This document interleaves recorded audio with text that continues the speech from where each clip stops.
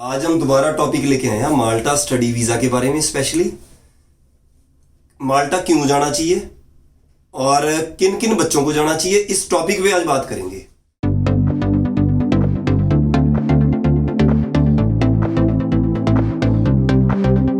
नमस्कार, मैं Rajesh Bansal, hike visa consultant से।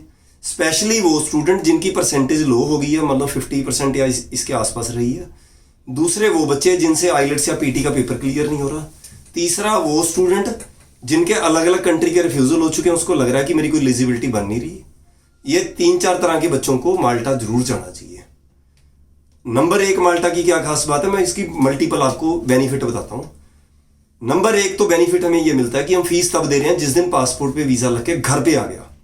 यानी कि कॉलेज की फीस आप उससे पहले पे नहीं कर रहे हैं, आपका मैक्सिमम खर्चा बाद में है जब वीज़ा लग के पासपोर्ट पे घर पे आ गया। नंबर 1 बात।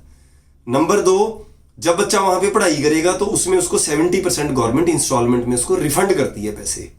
विदाउट आइलेट्स पीटी कोई किसी तरह का इंग्लिश का टेस्ट देने की जरूरत नहीं है, उसके बिना आप जा सकते हो।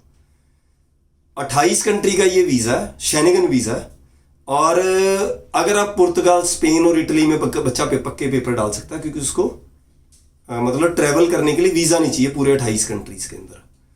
तो इसके अलावा क्या है, ये पाथवे बनता है एक किस्म से। पाथवे ऐसे नहीं है कि ये आपको कॉलेज आगे भेजेगा आपको।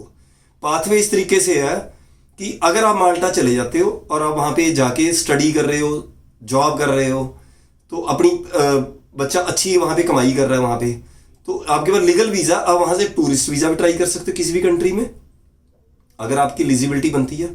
दूसरा, आप किसी भी, अगर आपका बैकग्राउंड, आप सारे प्रूफ दे रहे हो अपनी, मान लो +2 करके गए हो, ग्रेजुएशन के बाद आपने प्रूफ दिखाए हैं, आगे प्रॉपर प्रोग्राम लिया, वहाँ की स्टडी करने के बाद आप आगे भी कहीं पे स्टडी डाल सकते हो।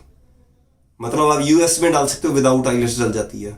और ऐसे हमारे पास बहुत सारी ऑप्शंस खुलती हैं अगर आइलेट्स या पीटी का पेपर दे देते हो, क्योंकि वो इंग्लिश स्पीकिंग कंट्री है, वहाँ पे इंग्लिश चलती है माल्टा में।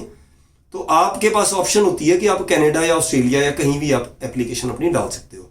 क्योंकि अगर आप वहाँ से एप्लीकेशन डालते हो तो बच्चे की एक पर्टिकुलर एक इनकम है उसके हाथ में, और साथ में एक बच्चे की स्टडी चल रही है या खत्म हो चुकी है, एक बच्चा सेटल है आपका पहले से बच्चा, ऐसे नहीं है कि वो बिल्कुल फ्री घूम रहा है यहाँ पे घर पे और गैप पड़ता जा रहा है। तो उसके साथ साथ एप्लीकेशन डालते हैं तो कोई बुराई नहीं है हमारी।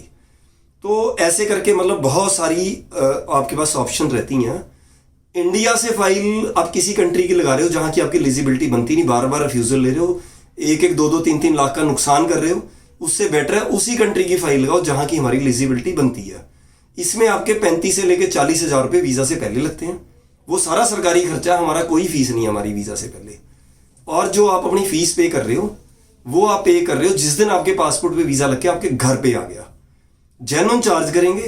ट्रांसपेरेंसी हाइक वीज़ा 100% रखता है। केस उसी बच्चे का पकड़ता है जिसकी एलिजिबिलिटी बनती है। 70% हमारे बच्चों के विदाउट इंटरव्यू वीज़े आ रहे हैं। नमस्कार।